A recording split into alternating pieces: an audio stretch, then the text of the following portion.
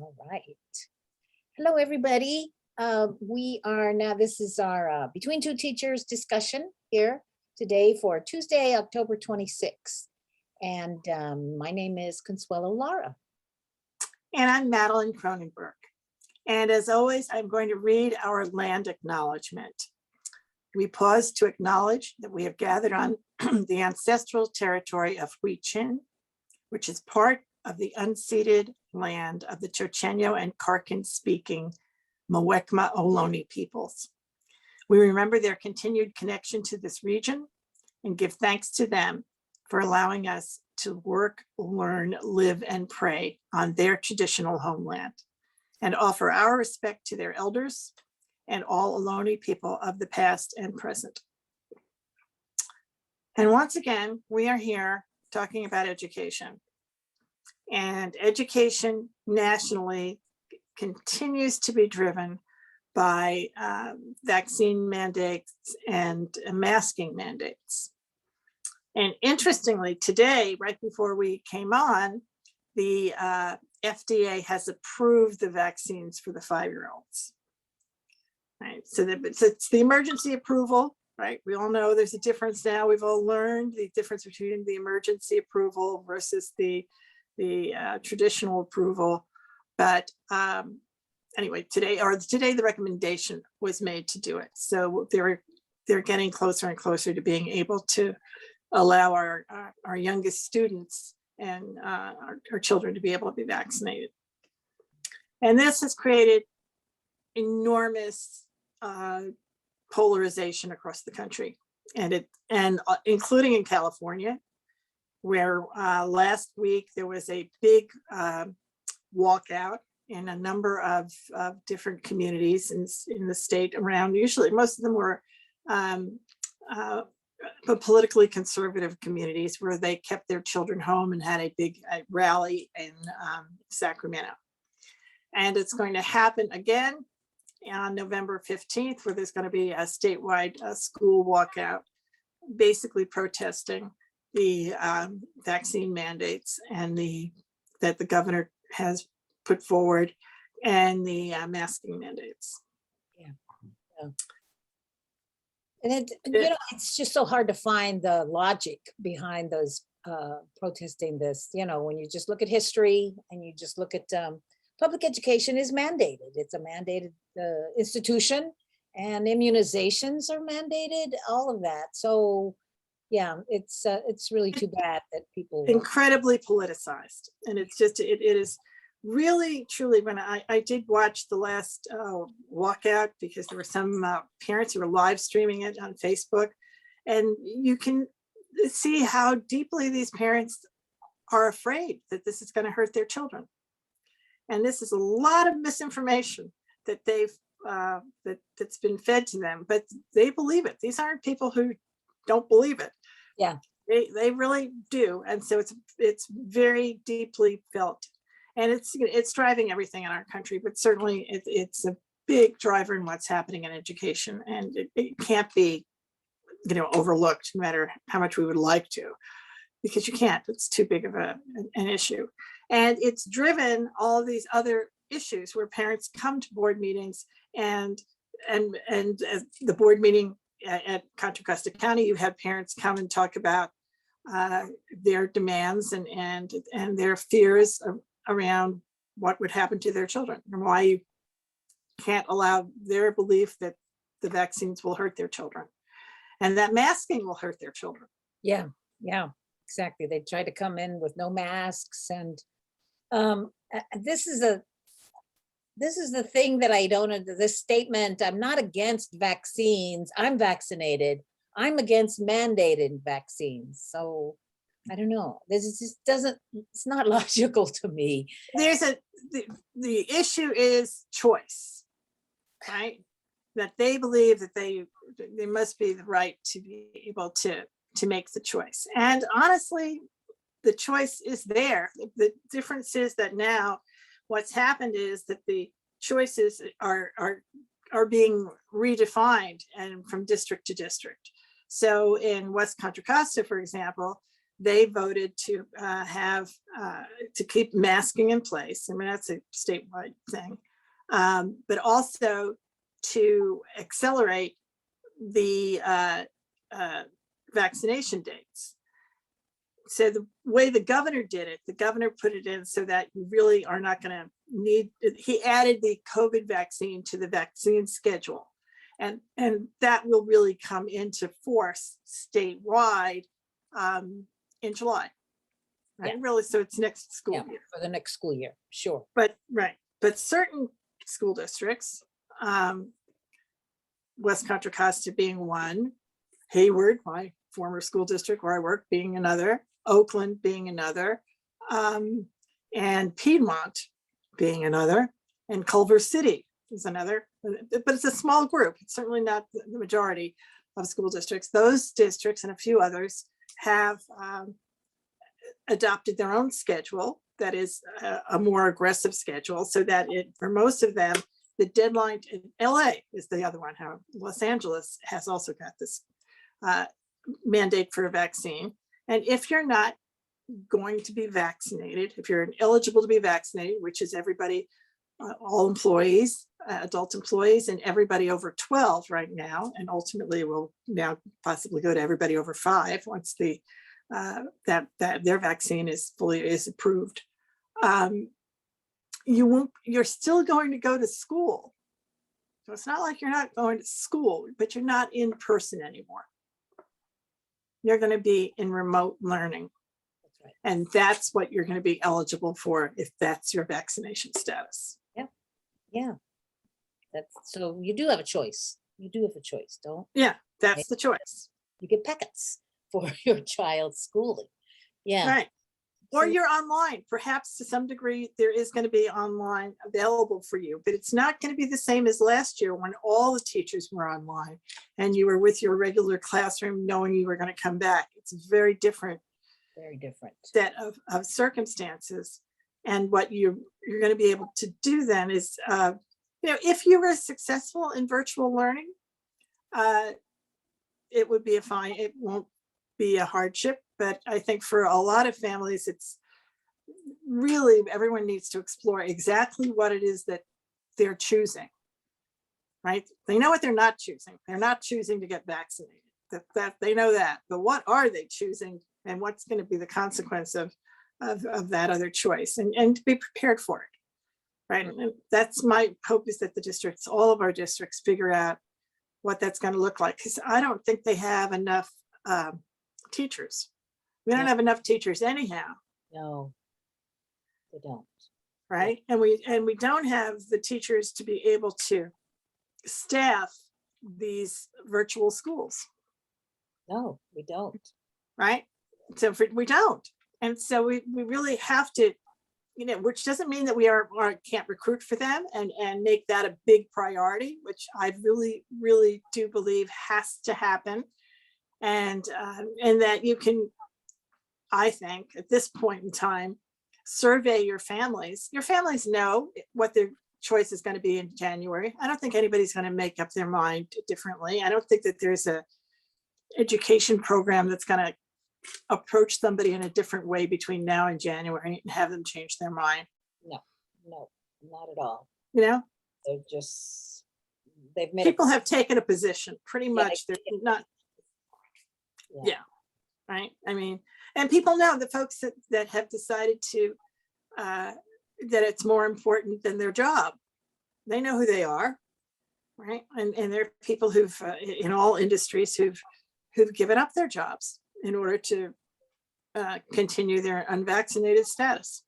Yeah, that's right. They have a lot of people, and prefer Right. to work at home so they don't have to be vaccinated.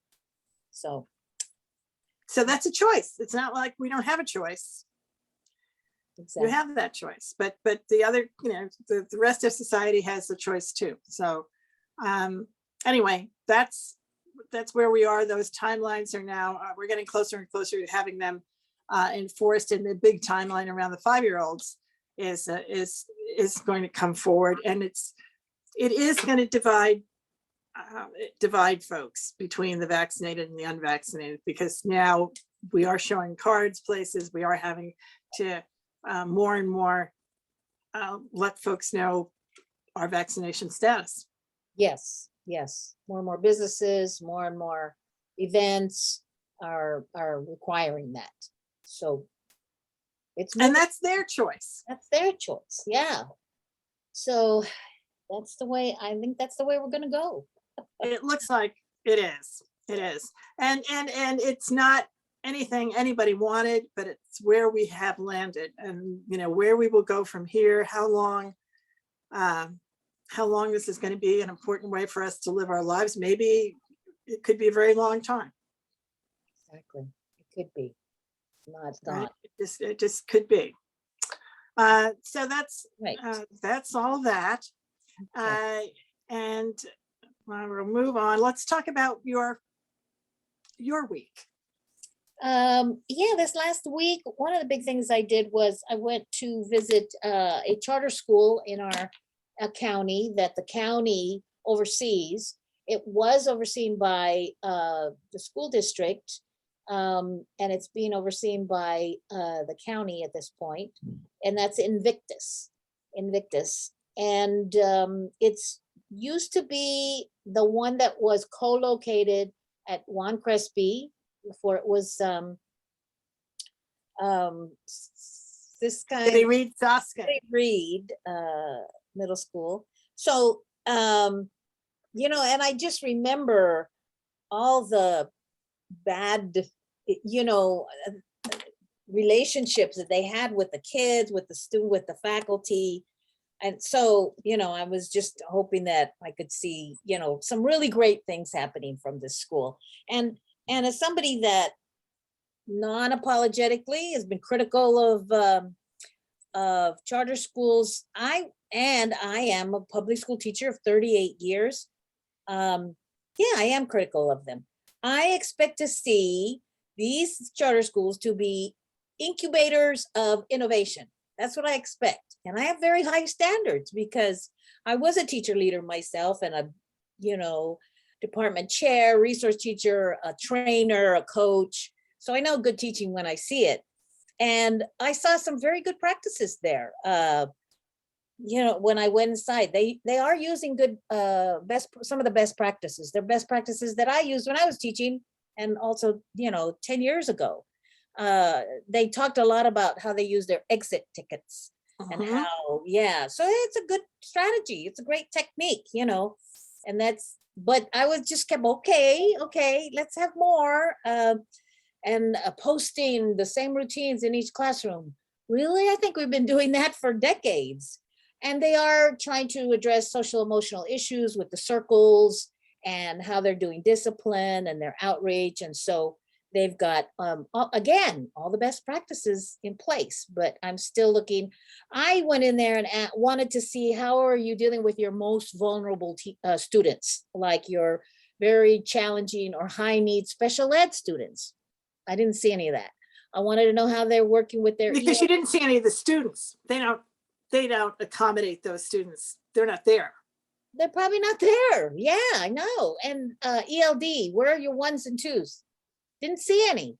I didn't see any. And I asked for that a couple times. And and the ones, just so everybody who's watching this knows, those are the children who have the least proficiency. Yeah. Right? Yes, exactly. And I think, so I have to apologize that I'm not impressed. I wanted to be, I was looking for it, but I never do see in these schools anything out of the ordinary or something that's really great that's worth boasting about. But the populations are manipulated, I feel, because they don't have these more challenging population of students, whereas we never, public education, take everybody, no matter what, and we serve them successfully. And that, those are the kinds of things that I was looking for. And the parents of the students who come from those families that are very high need, many times those families are on survival level. They can't take their student, drive them every day to a charter school out of their neighborhood. And so the populations are not equal. And so if they were doing, and they have great test scores, so they say, or they don't have behavior problems, well, of course, I mean, that's logical that you wouldn't have those same issues if you don't have the same population. So that's kind of where it was for that. And then it just makes me compare to the visit I took to Deer Valley, where I saw this culinary arts program. It's so popular. There's 40 kids in this classroom, and the guy, he is juggling all of that. And these kids were on target. They just love what they were doing. And the multimedia program, where I was telling the teacher, I said, this program you're describing, one of my sons went to Berkeley multimedia program, and sounds like the same stuff he learned there, you're teaching here. And he said, in fact, it was a problem with the college DVC because of articulation. They wouldn't take what they had already learned and let them go into the more advanced class. But now they are recognizing you can get all of that at a high school level and then be even further along. And so articulation is the issue. And then teacher education program they have. So that, to me, that's impressive. Those are the things that impress me as a public school teacher. I never see any things like that at a charter school. I just never do. So that was my visit. Very nice people, of course. And we're going to go to more. I want to our goal is to see all the charter schools in the county and to look them over, because we are, Trustee Butler and I are both on the charter committee. We are the charter committee, so we'll bring our reports as we see these different schools. So that was my visit to Invictus. Yep. Well, that was a very thorough report, Trustee Clark. I'm just going to do a little update on something we've talked about here before. Actually, last week I talked about it, and the week before, because things had changed. And it's the National School Board Association, who responded to the request of a number of school board members who were feeling threatened at their board meetings by aggressive members of the public, parents. Right. And so they asked for support, and they had gone to the Department of Justice because, and some people have really been physically threatened. There are people who've had to bring security, and there are board members that have received death threats from parents. So that's been a national issue, like we were talking about earlier. People have very strong feelings, and some of these people act out. And so the National School Board Association was requested by groups of their members to write and support their effort with the Department of Justice. And so they did, and they wrote a letter, and it became a very public statement. And that letter, the document that they had written, they wrote as an executive board, and did not necessarily run past every one of their state memberships. And there were states that there were across the country, there were folks that disagreed with the way they wrote the letter. I don't think anybody disagreed with people shouldn't physically threaten school board members, but they felt that the way the letter represented parents as terrorists, that was the big point they were making, was not something that they wanted to be associated with, that whole terminology, that phrasing. So the National School Board Association has written an apology and essentially retracted the letter that they wrote, and said that they will in the future rethink how they draft such national letters. And I don't imagine they're going to do much drafting of national letters in the future, because what they've learned from this is that they have a polarized membership, and that they too have to be, very aware of that. And now they are. So that retraction was made this week. I think this could have been very useful is, you're right, they did not ask their membership about where they stand on this. And so that would have been good information to be able to say, okay, 25% of our membership say this, 75% say this. Right. And here is what we think, and just put it out there as data, rather exactly. Yeah, but they didn't do that. And so that they made an assumption that 100% of their membership were, and that was not true. and it just wasn't true. Yeah. Okay. Wow. Now that's where that is. That's where Then the that other is. thing that's continuing, marching ahead, on February 15th, will be the recall election for 3 of the San Francisco school board members. And that has qualified for the ballot, and that is going to happen. And it's going to be very, it's interesting that the issues there are not what, I mean, I remember there were more recall elections for school board members this year than any other year in history. But they haven't all gone through and made it to the ballot. But even I think there's still more that made it to the ballot than have ever made it before.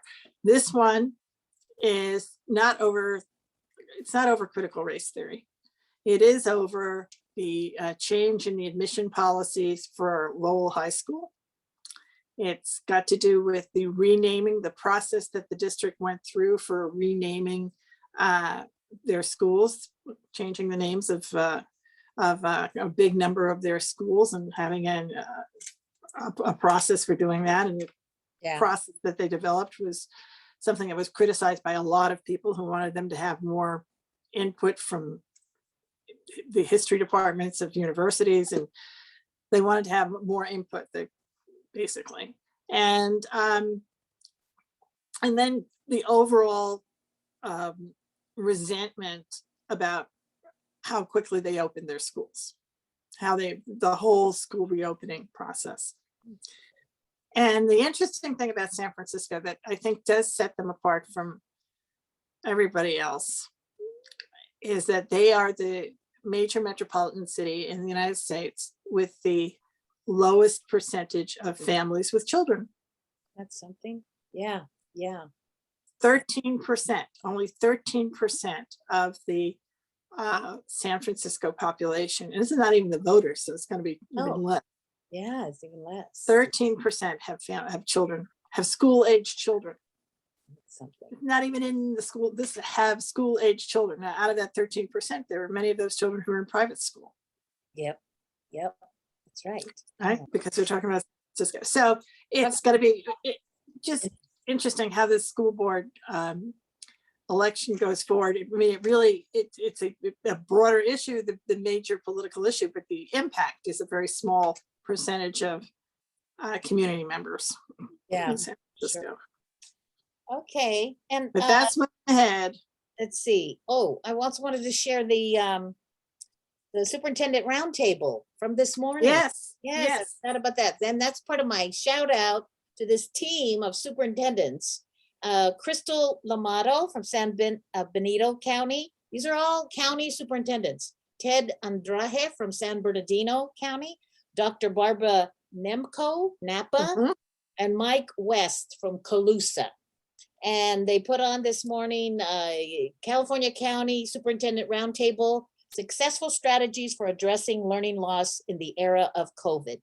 And it was some of the best practices I've heard. They talked about universal transitional kindergarten, a statewide early literacy campaign, having equity through a collective impact model, and intergenerational bilingual literacy model that works. And then how to use social media to engage parents and children. One of the programs they talked about was the Footsteps to Brilliance. If you want to look that one up, it really was successful, and they got the data to show it. They were just, it was just wonderful to hear about successes. And this program overcomes the barriers to equity access by offering a solution that's requires no internet, and they have an app, but it doesn't have to have the internet. 100% bilingual resources. And, most of these counties have mostly they have English learners. And so this was a program that was really successful for them. So I hope, what I was thinking, I hope they share this at the CSBA conference this December. They should have a workshop on this. People should know about this. This is right. And I think the wonderful thing is that it's the county that's leading on this. Yes. Counties can lead. Counties can lead and make a big difference. Yes. Absolutely. I mean, and it's the very exciting programs. And I think it's wonderful that the county superintendents do have, the energy to do that. And a lot of what they're doing is in collaboration with the state. The California Department of Education had an open house today. They're going to have it tomorrow and the next day. It's online. And Superintendent Thurmond is introducing all of his cabinet members and what they do, which was, and so you can still watch it, and it's also saved on their Facebook page. So they're doing a really good job of doing outreach, which is very important. People don't know what these cabinet members do. So it started with his chief of staff, Mary Nicely, she used to be the chief of staff. Now she's the deputy superintendent. And it begins with Miss Nicely, our deputy superintendent Nicely, on down through all of his various program directors. And you can really see the big picture. He has a program director who's in charge of equity. There are big leadership decisions that Superintendent Thurmond has made. That there was never an equity, there was never an office of equity with a director, a deputy superintendent in charge of equity in California before. That's neat. Right? That's the Tony Thurmond thing. And so I was really happy to see this, and I recommend anybody who's interested in what's going on in the California Department of Education. And You can always watch that. one of our local leaders is there, Bel Pineda. He's also there from that staff. That's right. So, That's right. So Great. we actually have a lot, because Superintendent Thurmond is from here. We have a lot of connections to yes. the Sacramento Department of Education. So there is that. Then I actually have a new shout out for us. Okay. This week. There's somebody called Uncoke My Campus. Uncoke My Campus, it has to do with the Koch brothers and the money that's going in to privatize college campuses, higher education. Okay. And Uncoke My Campus is an organization that's at this week sending postcards to Secretary Cardona, who's our National Secretary of Education. Yes. And letting him know that we don't want him to support basically the agenda of the Koch people, right? Of that whole organization that wants to privatize. So if you go to Uncoke My Campus's website, you'll see they have a variety of reports. And on the multi-layered attempts at controlling K-12 public education. It's what we've been talking about as far as privatizing. So Yes. This is a very current group that is looking at the Koch agenda, as they call it, and how we need to identify it and stop it. Very good. Very good. So that's happening now.